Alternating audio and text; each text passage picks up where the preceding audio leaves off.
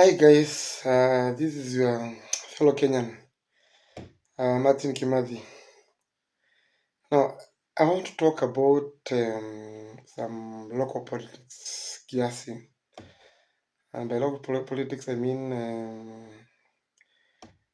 county politics. Uh, there's been this debate or this issue about Mombasa County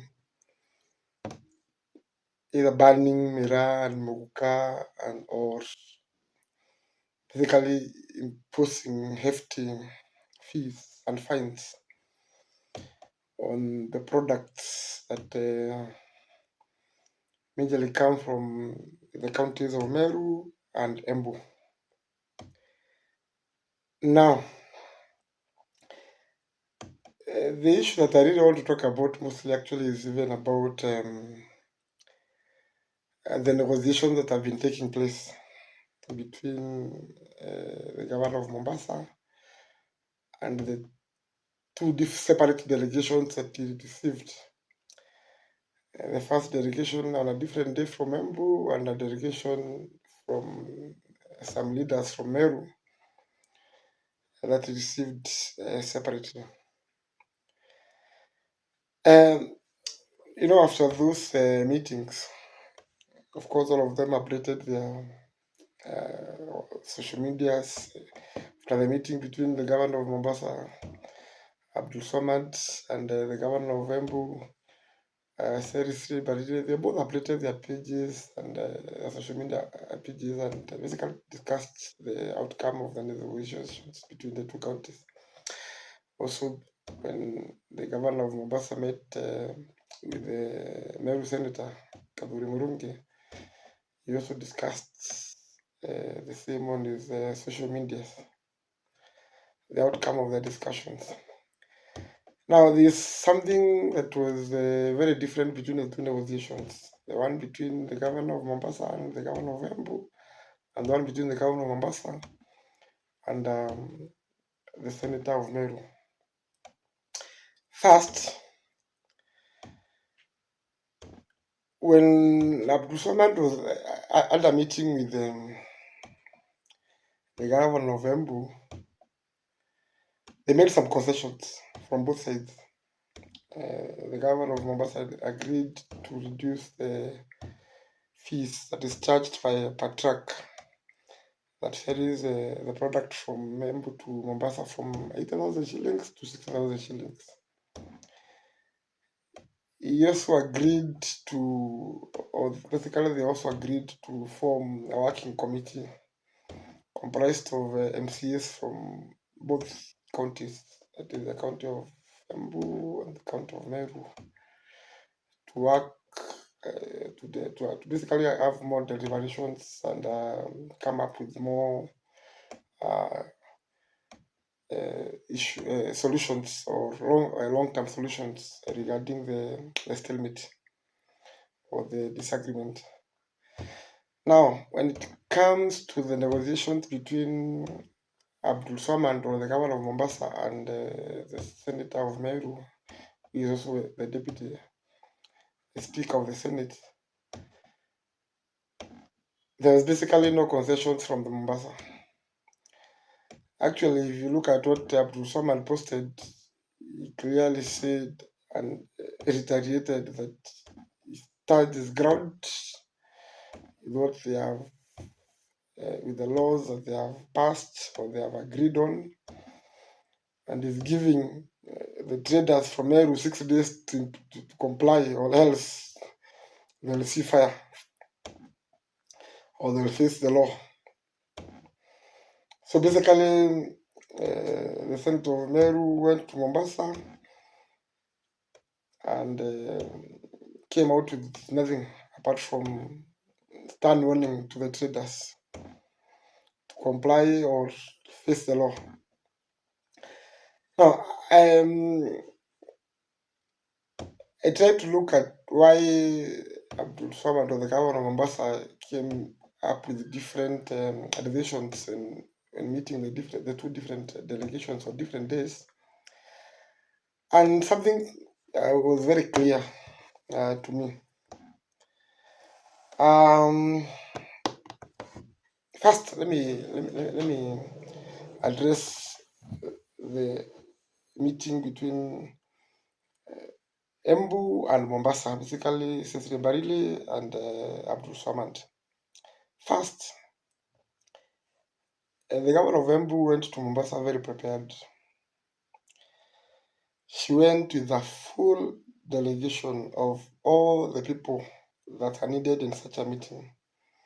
Of course, beginning with the governor herself, uh, she went to the CC, or basically uh, who are now like the ministers at the county level in charge of trade and investment. Basically, Mbarire falls under trade for the Embu County. Uh, she went to the majority leader, the minority leader, basically a total of 11 MCAs and four reps, or probably more than four reps from the Mbarire Traders Associations or the Mikukat Associations from the different regions in Embu County. So basically, it was a full house, if you would call it that way. Um, they were received by a full delegation on the other side also. The governor of Mombasa, the member of parliament, uh, one of the members of parliament from Mombasa, and almost all MCS from Mombasa, from majority leader, minority leader, almost all MCS from Mombasa were in the meeting. And they had serious deliberations, serious negotiations, and they came up with concessions that I've already discussed: the reduction of prices and forming a working committee. Now, let me, even before I come to Meru, let me say something else about the Embu delegation. Um, Governor Cecily Mbarire in the meeting, she was looking really sharp, uh, perfectly dressed in a nice suit, sharp, and basically ready to do serious business. Basically, she took the whole thing very seriously. If you understand what I'm saying. Um, Let me come to the Meru, the delegation that came from Meru, led by the good Senator Kathuri Murungi, who is also the Deputy Senate Speaker. Now, first of all, I would say the Senator of Meru got it all wrong from the word go. Everything about how he handled the negotiations and how he handled the trip, I would say was wrong. And probably that is why the governor of Mombasa never took him seriously. And of course, that's why I believe he never achieved anything. When you go for negotiations, at least you should come up to something. Um, First of all, for me, if you ask me the day that he picked to go to Mombasa for negotiations was wrong. Or was there's something that you call the art of negotiations, and you have to understand your opponent, everything about the person you're going to negotiate with. You don't pick a Friday to go and do negotiations with the governor of Mombasa, with a Muslim, and most of his ministers and MCAs are Muslims. It is a day of worship. So basically, they are less likely to give you enough time to have any serious or any significant deliberations because they need to be at the mosque by noon. So what serious deliberations are they? Their attention will not be full. They will not give you full attention. Uh, the attention will be divided because it's like uh, coming to Meru to negotiate with the governor of Meru on a Sunday. They'll be in church, or their minds will be in church. So, number one, the date that a good senator picked to go to Mombasa was obviously wrong. Picking a Friday to go to Mombasa for me was not a good idea. Number two, it was the people themselves. You see, you don't go to negotiate. Now, you see, our good senator Kathuri Murungi was accompanied by the embattled deputy governor, Mr. Mudhomi Ntoithinkia, who everybody knows, or it's in public record, that he is in disagreement with his governor or his boss. He's on a record castigating the governor and trying to impeach her. He's on record saying all manner of things against the governor. And then the next person that the senator chose to carry is a former MCA who was rejected by his own people. He went with the former MCA for Nyaki West, which is a ward in Meru, Martin Moria. This is an MCA that was rejected by his own people. How do you carry such a person to go and negotiate on behalf of Meru County with someone who even in the Meru themselves did not have confidence in? How do you expect the governor of Mombasa to take you seriously when you are carrying rejected MCAs? Now, something that our senator needs to understand. Number one is that governors are very protective of each other. Basically, they have this whole club of theirs, the Council of Governors. They protect each other. It is common knowledge that most governors in Kenya have bad working relationships with their deputies. So, when you go to Mombasa with a deputy governor from Meru who is fighting with our own governor, and you are going to negotiate with the governor of Mombasa, don't expect that governor of Mombasa to take you seriously. Because the first thing you want to do is to protect the fellow governor of Meru. Why is she not here? Why are you coming with the deputy? Actually, if I was Abdul Somand, I wouldn't even have given you audience. You come with a deputy governor, I give you a deputy governor to negotiate with. I wouldn't even have attended that meeting was him. Because that is common practice, that is common courtesy. There's no way, if you look even at the national level, there's no way President Ruto would send Gachagua to go and negotiate with Biden, Joe Biden of the United States. It doesn't make sense. It does not work like that. So, going to Mombasa with a deputy governor and we are going to negotiate with the governor, number one, that's an insult to that governor of Mombasa. It does not work like that. So, actually, Abdul Swamand was so courteous to even give you audience. He shouldn't have. If I was him, I would have given you audience. I would have sent you to the deputy governor's office. The deputy governor negotiate with the deputy governor. Governor negotiate with the governor. That's how things work. So that was wrong. Another issue is that, honestly speaking, the senator of Meru was also not the right person to go and negotiate on behalf of Meru. The governor of Meru is the CEO of the county. And if Abdul Swamand had allowed or given concessions to the senator of Meru, basically he'd be inviting the thoughts or the imagination that even the senator of Mombasa can go around the country doing negotiations on behalf of Mombasa. And of course, I'm sure Abdul Somand wouldn't want that. He didn't want the senator of Mombasa to go around the country doing negotiations on behalf of Mombasa.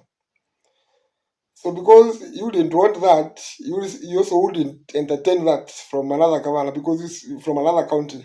Because the minute you start opening that loophole of allowing senators to negotiate on behalf of counties, then even your own senator will go to negotiate to other counties on behalf of your county.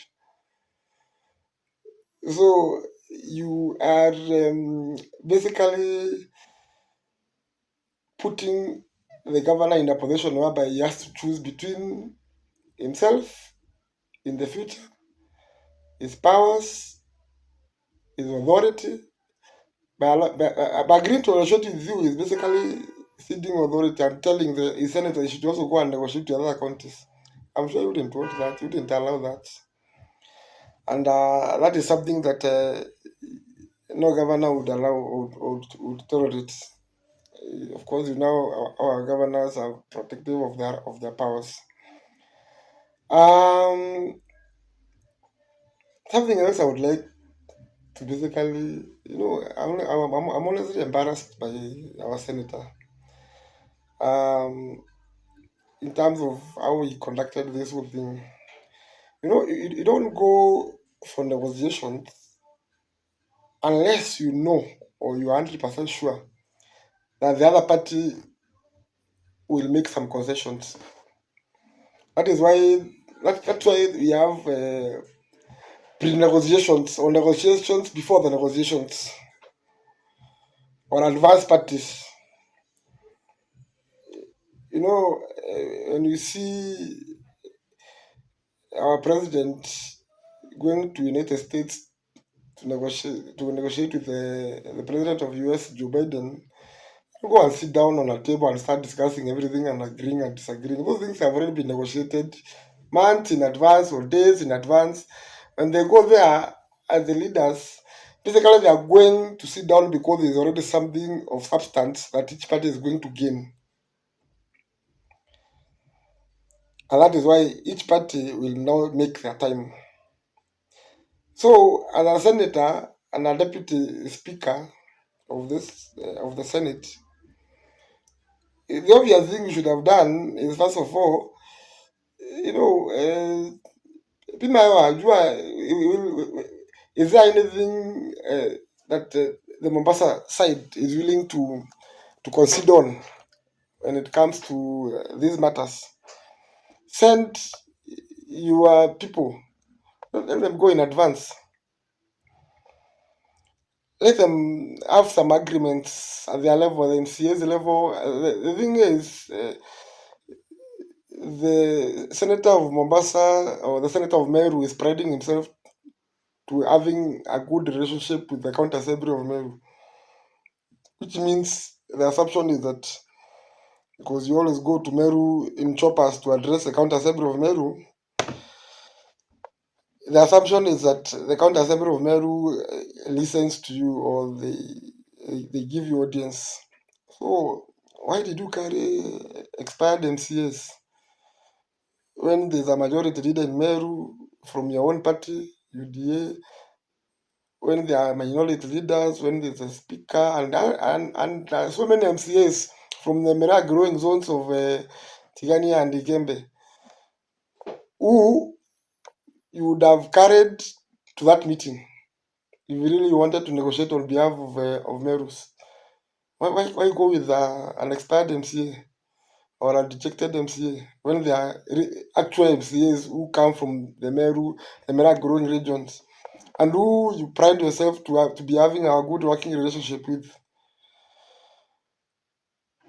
You know, why did why not have prior negotiations, discussions, so that by the time you go, at least you are sure you're not going to embarrass yourself and the people of Meru and the good people of Meru.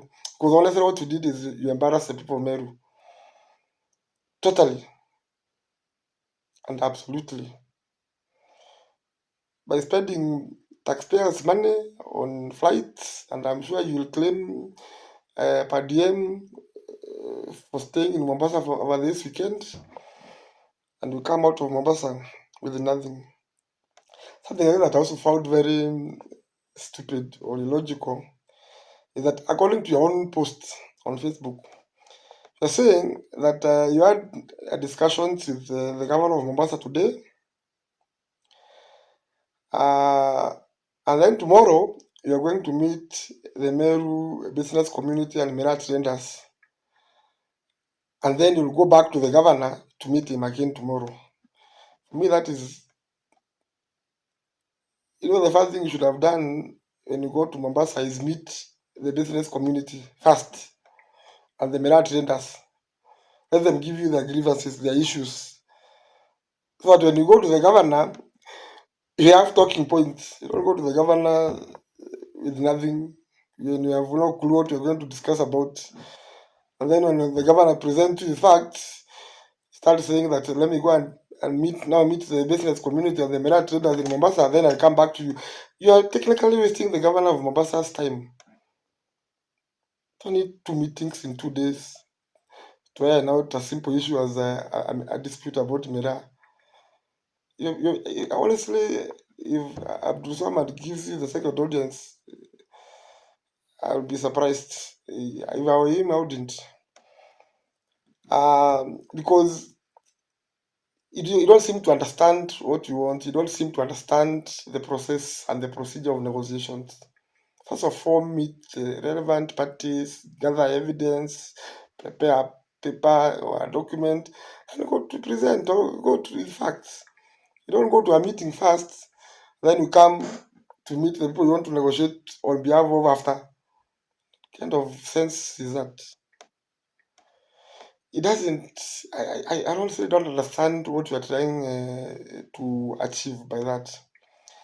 Now, something else that I found that is honestly interesting.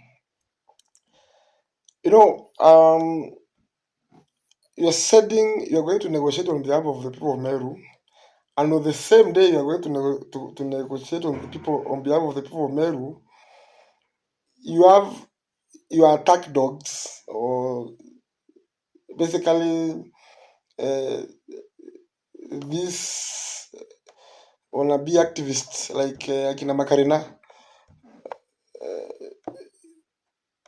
talking trash about the governor of Mombasa. And everybody knows that those are your lapdogs. Those are people who have made it clear publicly that they hate the governor just like you do. They hate the governor of Meru, they want her out. So they've been very vocal about it.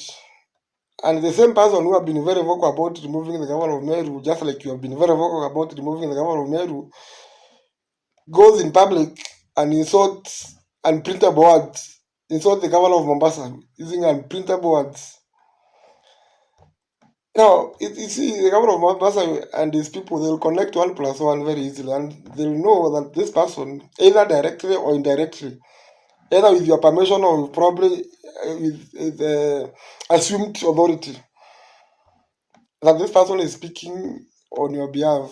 This person insulting the governor on behalf, because you are always seem to be speaking from the same side. From on the you are always agreeing on every other issue. So even on this one, the assumption is that you agree on it. Because if you agree on every other issue with these activists, then why would I, as a governor, assume that you don't agree on also on these issues of or these insults, these unprintable insults like that Akina Makarina are unleashing on the governor of Mombasa just a day before you go to negotiate with him? What kind of reasoning is that? Why would you do that? It doesn't make sense to me or to anyone else. Um, it does not, of course. It's obvious from all those issues. It does not take a genius to see why the statement by the governor of Mombasa after your negotiations was very strong and strongly worded. Basically, it was like character. Mm? Basically, he was reading the raw act to the Meru traders. Whereas, if you look at the statement after the meeting with the Abu governor, it was reconciliatory, saying that you have agreed, you have met, We'll agree to discuss, form a working committee, review these issues further. There's already a concession to reduce price from 80,000 shillings to 60,000 shillings per truck.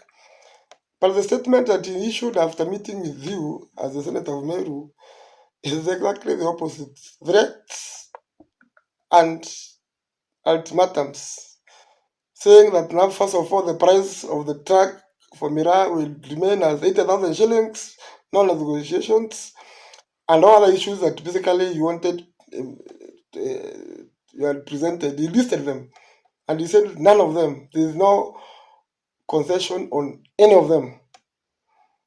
So what are you going to negotiate on? What was the purpose? Apart from, of course, you eating maamris and going to the beach and claiming per diems from the coffers, from the state coffers. What was the purpose of going for that meeting? Honestly, I would, as a Meru, as a leader, as a businessman, I will honestly tell you, go back to the drawing board, learn something we call the art of negotiations. Maybe I should recommend even a book to you. Just go and look for a book called The Art of Negotiations, um, by Michael Wheeler. I'm sure if you can, once you read that book, you learn one or two things. So that next time you plan to go and purport to negotiate on behalf of the great people of Meru, go and embarrass like that one, Senator. Honestly. Adios. Thank you very much.